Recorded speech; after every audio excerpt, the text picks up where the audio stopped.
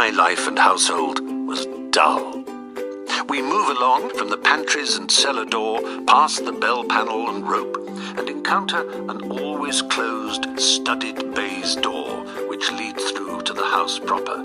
There, hallways, dining room, drawing room, great front stairs, and my father's study could be found. Forbidden territory. On the third floor of the house, my brother and I each occupied a huge bedroom. These unfeasibly proportioned rooms, a little William Morris wallpaper still showing through in one of them, had originally been designed as dormitories for servants. Whitwell Elwyn, the architect who made the mistake earlier when building his own Victorian rectory in the same village, providing small individual rooms for his staff.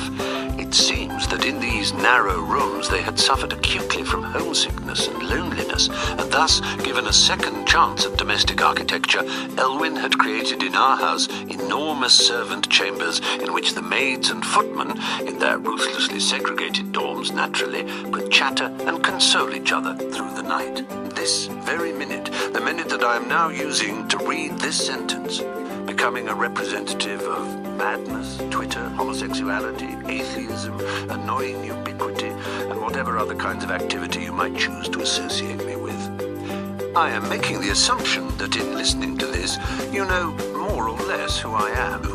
There are those who thoroughly loathe me. Even though I don't read newspapers or receive violent abuse in the street, I know well enough that there are many members of the British public, and I dare say the publics of other countries, who think me smug, attention-seeking, and unbearably irritating. There are others who embarrass me charmingly with their wild enthusiasm. So we return to drugs. How can I explain the extraordinary waste of time and money that went into my 15-year habit? Tens, if not hundreds of thousands of pounds, and as many hours sniffing, snorting, and tooting away time that could have been employed in writing, performing, thinking, exercising, living. I can't begin to explain it, but I can at least attempt to describe it. The days. The first effect of cocaine is nothing.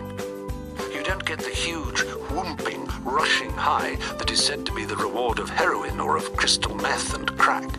My first experience of taking coke. I nervously watch my friend take out a folded wrap of paper, open it, and shake out a heap of granular white powder onto a metal tray on the table beside him. He takes out her credit card, and with its edge chops gently until the powder is as fine-grained as he can make it. He uses the edge to sweep this pile into 5 equal lines, rolls up a £10 note, bends down, applies the end of the tube to one nostril and the other end to the first line, and with a sharp snort, sucks in half of it. He takes the remaining half of his line up the other nostril, and then passes me the rolled up tube.